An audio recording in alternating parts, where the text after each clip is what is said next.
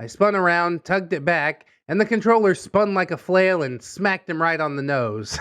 This shot a million times. Son of a... That's gonna leave a mark.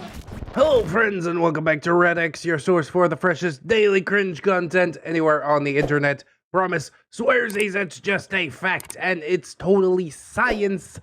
Go ahead and look it up. Thanks in advance. Today we're jumping into r/NeckbeardStories. Hooray! I found a bunch of M Saga posts that seem like they go together. They're like subtitled The Early Years. So maybe we can kind of organize this M Saga thing at least a little bit, even though it's really kind of a mess to sort through. At least I know that this part should probably go somewhere near the beginning. We'll get to learn all about M and what he was like as a little baby neckbeard.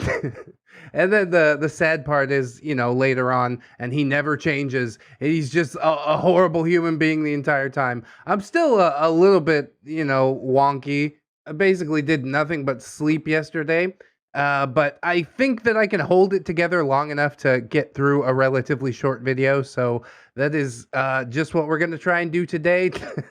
Thank you so much for joining me. I hope that the tales can still be enjoyable even if I'm, you know, not necessarily at 100%. It is what it is. Ain't no sick days on YouTube, as I said.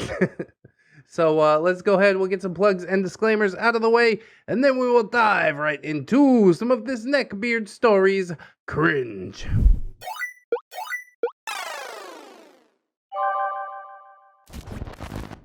M, the early years, the better astronaut. Yeah, I saw a movie that had like Matt Damon in it or something, right? He's a Martian, right? You know what I'm talking about?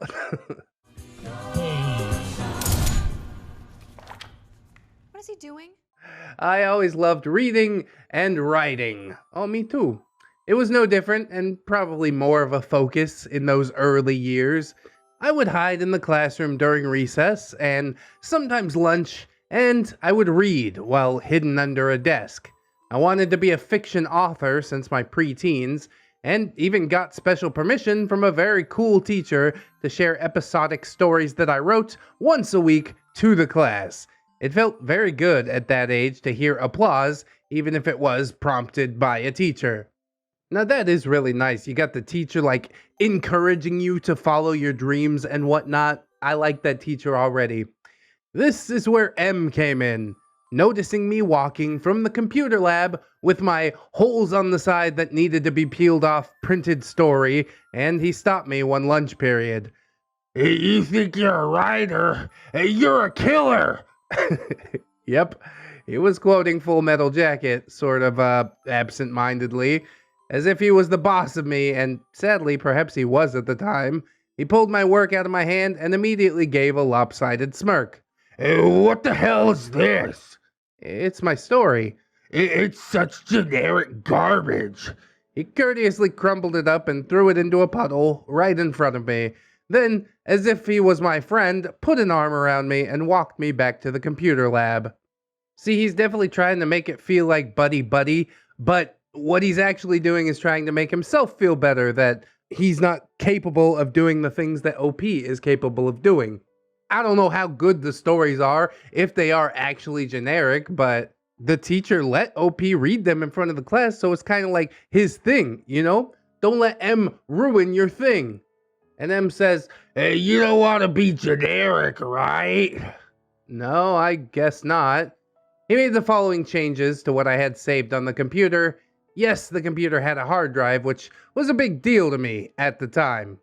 Don't all computers have a hard drive? Is this story written wonkily, or is it just my brain that's not able to absorb this properly? Okay, so the astronaut that I was writing about was made to be disgruntled. He explained what that meant. He was the only scientist that was there because he was smart. Everyone else that was there was only there because they were lazy, gossiping women. What is happening right now? Every time he wanted to do science, I wasn't sure how to show science because the short story was originally going to be about visiting an asteroid orbiting Earth. and about the tiny creatures he befriended that lived on the tiny planet that was just the right size for them. He was told that he couldn't because there wasn't enough money for science, only for paying for the lazy women. What? This is not making sense to me. OP trying to flex his writing skill, but it feels like a mess, man. I'm trying so hard to make sense of it. The asteroid was allowed to stay, but instead of being a benign race of inexplicably sentient microbes, the stupid women non-scientists visited the asteroid first because ladies first was the NASA policy. They got infected by the microbes, which made them hysterical and even more crazy, and they started chasing the male astronaut around the space shuttle. Not a lot of room to chase anyone back and forth, but bear with him. M just saw aliens for the first time, so of course the astronaut blew them all out of the goddamn airlock. The end. Okay. That was horrible. Thanks so much.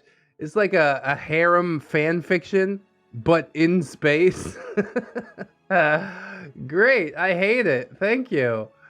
I didn't read my story out loud. At the time, it was because I was in awe of M, I admit. What I wrote seemed so generic, so sissy compared to the cool action thing that he wrote for me. But I didn't want to read what wasn't mine, so I just sat back down when the teacher called on me. It feels to me like an abject disaster. I don't know how you convinced yourself that that story was better than whatever the hell you had written. This is not good. And yeah, needless to say, I wouldn't have read that crap in front of the class either. She didn't ask me later if I wanted to write another story the next week. She must have thought that I had sort of just lost the enthusiasm for it. Either that, or I looked demoralized. It's good that she didn't call on me because I gave up on writing for years afterwards. It might be hard for some of you to remember, but a well-timed, dream-crushing judgment made to an impressionable kid at the right time can really discourage that kid. I took up writing again right around the time that I was getting pissed at M in high school and realized that he wasn't the boss of me, at least until he took over the D&D groups, but that's another story. Well, we didn't get a whole lot of a glimpse at what it was that OP had written that was so generic, but it feels to me like M's story was far more generic than anything else that could have been written. It's like, okay, yeah, we got a space harem and aliens, and then we kicked about the airlock, the end. And somehow OP convinced himself that that was good. That was better than what he had written, which is just ridiculous. Have some faith in yourself and what you're passionate about. Although I do understand, as a kid, it's all about experimentation and finding what you're passionate about. So, okay, maybe OP didn't necessarily have the fire in his belly that it took to become a writer, at least at that time, but he did get back to it eventually once he realized that M was not out to help him. So, all's well that ends well, I suppose. It kind of feels like this post was put together weirdly. I had a lot of trouble making sense of it, but maybe my brain is just not functioning properly. I don't know. You guys will have to let me know what's going on in the comments. We'll just jump into the next story and see if I can put that one together just a little bit better. M, the early years, the secondhand bully. Man, bully is a pretty good game though. Doesn't matter if you buy secondhand. So, M was not a bully in his early years. Not directly, anyways. He had his bullying done through influence, finding people not to his liking and building a case to turn the rest of the classroom against them. It's like some Mean Girls type of shit, isn't it? One such poor soul I shall call Lamb, as in the sacrificial lamb that helped maintain M's relative popularity and prevented the bullies from turning on him. Lamb was closer to my age than M's, and he was in the grade between mine and M's in elementary school. He was what would now be called a sensitive kid.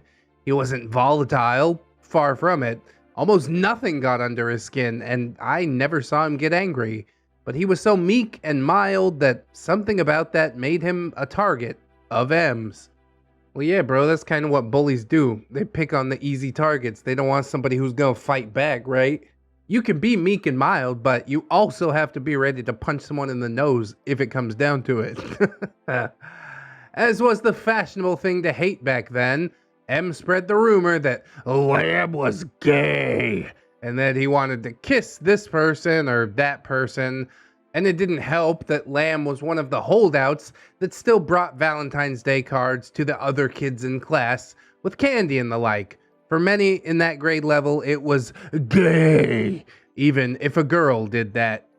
Aw, poor Lamb. He seems like a pure soul. Why not buy everybody Valentine's cards? Although these days you gotta be really specific. You'd be like, I love your completely platonic friendship. Just take the lollipop and get out of here. M made a big deal during lunch break about Lamb's approach. His bag's full of Gaylord cards. He'd say to one of the resident bullies. That bully charged him and lifted him up and threw Lamb over his shoulder, making his open backpack contents spill out all over the concrete floor. Yes, as M had feared, Valentine's cards all over the place. Bro, I want to pick Lamb up and hug him. He doesn't deserve any of this. He's just trying to be a good boy. He's a wholesome young man bringing candy for his friends and also people who are not his friends. Lamb doesn't play favorites. He deserves so much better. But you know, children can be cruel, I suppose. M was so proud of himself that he would tell and retell his heroic intervention that prevented Lamb from handing out candy to his class. Yay, hooray for you, you ruined everything. Lamb's real name began with an L, and before the internet, memetic ideas spread the old-fashioned way by, saying them out loud. Indeed, oral traditions are the finest traditions. So, of course, signaling an L didn't mean loser, it meant lamb. M got recess and lunch groups to start doing the L sign to Lamb. He wasn't in on it, so he'd smile and wave back. He felt recognized, and bless his heart, he didn't seem to figure out what it was that was happening. God, he's just too pure for this world. Why, Lamb? I'll totally be his friend if it wasn't super inappropriate for a 30-year-old man to be friends with a child. This all came to a head near the end of the school year. While it was expected for everyone to bring treats for the numerous parties that each class had, M proudly told me that he warned Lamb's class that he had AIDS and was trying to spread AIDS with AIDS-contaminated punch that contained Lamb's blood. God, dude. And now you see why I chose that name for this story. Lamb blood? What's happening? Oh my God. The teacher somehow got in on it, was alarmed, and I saw Lamb standing in front of the gate outside the classroom, pouring out a bottle of punch that he had brought for the class. Even then, he wasn't angry, he just looked sad. He was the sacrificial lamb that kept M in the middle school hierarchy instead of getting his ass beaten in as he probably deserved. It's pretty shocking to me how good M is at manipulating people. Although he lacks a lot of social graces, for some reason, he just seems able to bend other people to his whim. OP, the other bullies in the class. I feel so bad for Lamb, bro. I hope that he's doing great, whatever he's doing in his life. This is a pretty hard one to stomach. I mean, in the moment, you probably don't think too much of it as a child. You're just like, okay, that was a thing that happened. But I can imagine decades later looking back and being like, bro, that was pretty messed up what happened.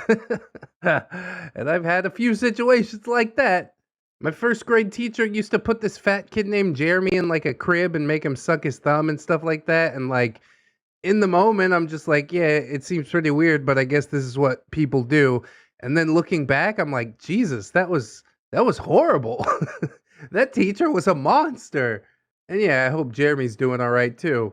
Although I do rest a little bit easier in the knowledge that people that get bullied generally do better in life than the bullies, like later on down the road. So Jeremy, you're gonna be all right. Lamb, you're gonna be all right. M, you're in for a bunch of misery.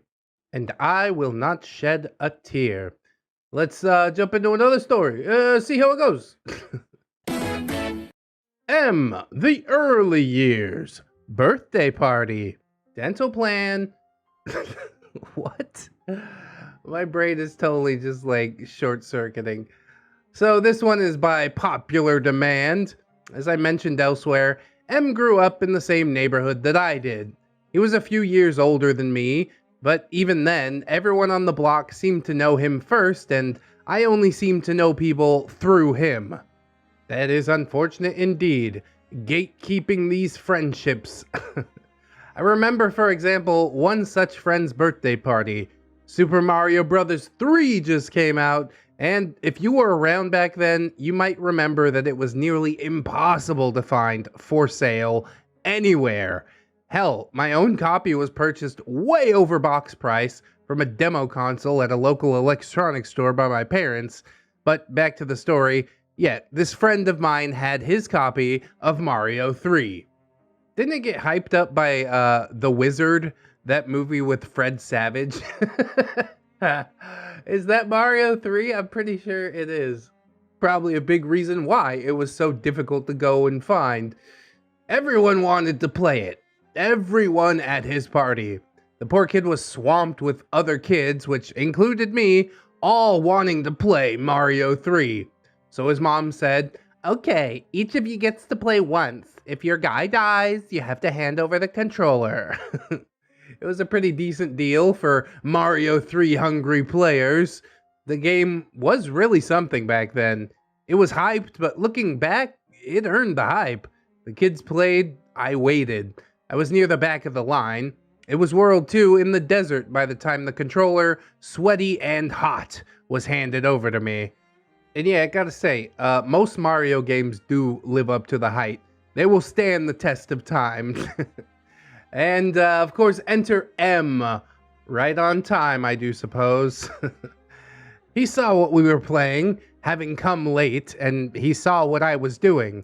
He saw that I was trying to concentrate, having watched what other people were doing, and having experience with previous Mario games for what that was worth. It was that damn quicksand level where the sun swoops down and tries to kill ya. Yeah, we know it well. M breaks the relative silence, saying, Die! Die! Die, die, die, die, die! Die! Die! Die! "Don't let him get you tilted, OP. You use this as motivation to stick it in his face. You're like, hey, guess what? You wanted me to die? I beat it. You can't stop me." M did start a relatively successful chant. Others started chanting, and that sun swept down and got me. M, not even knowing or caring who got the controller next, reached out for it.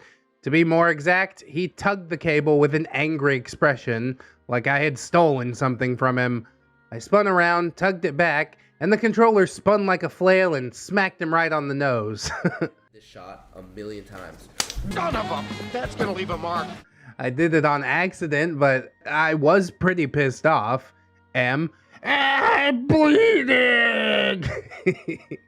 he squealed, with a broken high-pitched shriek, with a tiny red bit on his nostril, face deep red in a hurry, and of course, tears flowing. The birthday boy's mom sent me home, very pissed off at me.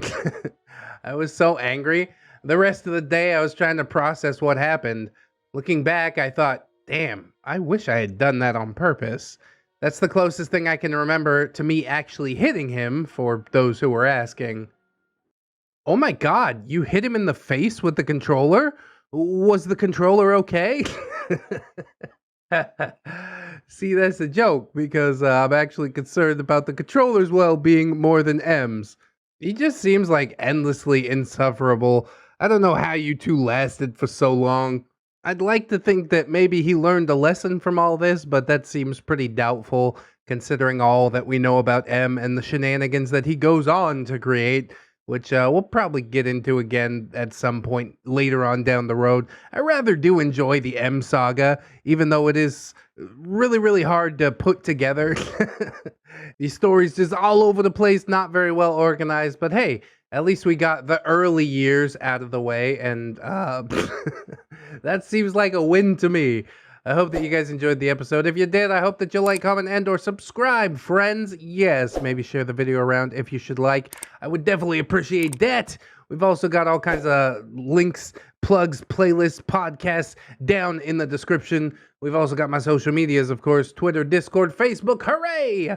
There is, of course, also my Patreon and my gorgeous, wonderful, beautiful, generous patrons. I'd like to thank them Jerry much, as I do every episode, so thank you. Robert Waits, Camille, Sarah, Jarhead, Jerry, Oorah, Logan Wolf, Conrad Ingy. Hey, Mr. ReddX, sir, did you forget to put my ReddX Industries Spicy Flu Fun Buns redeemable for 30% of value in per... It gets cut off at the end, I don't know what it says. Oh well, Captain Cloud, Jerry, Hong Kong, Aaron W, Twisted Chow, Sarah Wanna Wash, Cinnamon Susie, Farad, Lang Sign, Fire Drake, Giggle Jerry, Irary, Ginnixa, Yearage, Tisnom, at...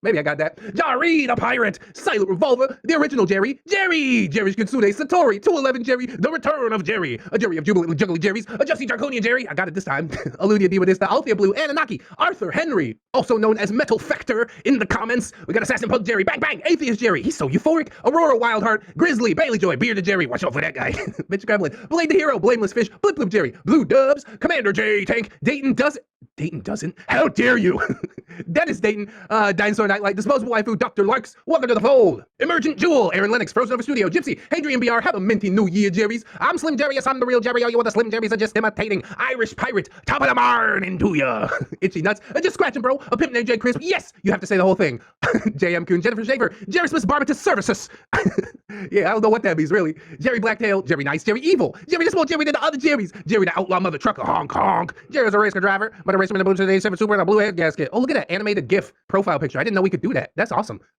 John Hero, John Jerry, Jingleheimer Schmidt, Simbufa, Judge Jerry, I am the beard, KJW, Kajow, Crewhee, Miss Monday, Lord Jerryo, leader of the Thunder Jerrys, Lady Dex, still a Jerry, just a boring one.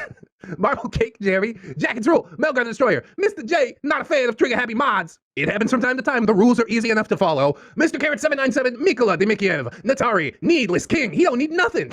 Nightmare Jerry, Origami Jerry Steve, Patron Say the Chicken Nugget Saint Jerry, Phantom of the Pines, Jerrykins and Jerry Beth, Ramtide Lacrimates, Rose Jerry Miller, TSM Kirby, Sarita the Lolita, Sassy Octopus, Silo Imp, Staples, aka Jerry Yeet, Stephanie Goodner, Synaptic Boomstick, Brilliant Tamago, Teddy the Police, Tenton Monster, the Token Trans Queen Jerry, funny name pending. Yeah, we'll workshop it. The one true Fusky. He loves that voice. Tom, but it's the Jerry on the inside that counts. Viking Jerry, Will Max, Comrade Mooney, Kira, you're a wizard Jerry, Redwing, Deuces Honk, Jerry, Atrick, Naga Viper, Side Jerry the Cyborg, Saints Blessing, a normal Jerry, a Blueberry's a strong contender, but nip something in the bud, Dingleberries don't count because they're not real berries. A fine point. Hunter of Jerry's Devourer of all things tasty, it is Tom, Admiral T-Tank, Amara, an unfortunate Nookie survivor, Atomic Jerryzilla, AZ, Babsy Coon, Banished Knight, Barbushka's Radiated Jam, Bartender Kirlia, welcome to the fold, Broken Spine Horseradish, by the power of onion smell, they beard, I have the fedora. It's a He-Man reference. Cake Jerry, that's the original different Jerry. California Jerry Girl, hooray! Chevron 7 locked. Corporal Admiral Lieutenant Private General Tigerian Princess Rory Woo Jerry, got it, it's a science. Cryptides, Cuban Jerry, Devon Jerry, Dopamine Dangerous, Electrical Fennec, Ghost of Alpha, Heeknot, HMT Mayor, Holy Berry Jerry, Hydra Jerry Solomon, hey, Scarl Solomon lives on. Jeffrey, Jer Alt of Rivia. Jerry and Tom versus Happy New Year's Webby Apocalypse, Jerry and the Sussy Baka, Jerry's mom has got it going on. Jerry Oldo Rivera, you check out that mustache. Jerry Bean, yum. Jerry Roxas, yay. Jerry's STI still tracing a transit van that was rumored to contain a shipment of baubles. We gonna get him yet? Jerry role-playing game, Judge Jerry and Executioner, Kid Marvelous, Killing Owl, King Tom, Kitsykin Life of Guardian Little Woods, Lucia Lovecraft, Machia, CD. Maybe next time. Milkfed Gimp, Miss Duchess, not Invisible Angel, I see you. One Lake Jerry found a key and some pancakes. Now with Sue and IHOP. Organic Cam, Ghosty, Raptor Art, she's my Jerry Pie, go drink a Mountain Dew on a bad surprise. Sheep Steve, Snary, that Snom Jerry, Spoonie the Rogue, Spooky Scary Jerry Tons is relevant all year round. My voice is cracking. Oh no, Steampunk Ellie, Techno Dubs, the Gaslighting Jerry. Why do you keep calling me Terry? I'm losing my mind. The Necro Jerry Con, the original Jerry, not to Infinite Jerry and beyond. Definitely. Tuna Fish Jerry managed to escape from Admiral Khan's Tuna Cannery. The next challenge, exfiltrating Neckbeard Row. Tom promised Jerry swears, oh no bad Jerry, Tom be good boy. Those swears just a fact. Soy size, go look it up by it. I mean another ReddX video. Thanks so much. And also thank you to my $1 patrons. Beautiful people that they are. End of the month is coming right up. I seem a little bit lackluster in this episode, but I hope that you guys don't mind it too much. Hopefully within the next day or so, I'm gonna be back to normal, you know? But we'll see how it goes. Obviously, I do hope some other people will support on the Patreon, but if you can't do it right now, don't sweat it too hard, friends. I just appreciate you coming on through, hanging out with me, and I hope that you come on back and hang out with me again tomorrow. In order to do so, you need to keep yourself safe out there, wash your hands, but also take some time out and do something that you personally enjoy today. Maybe like watching some old ReddX videos. Thank you. Always remember, friends, that you are loved, you are worthy, and you definitely deserve it. I shall see you in the next one, and until then, bye-bye.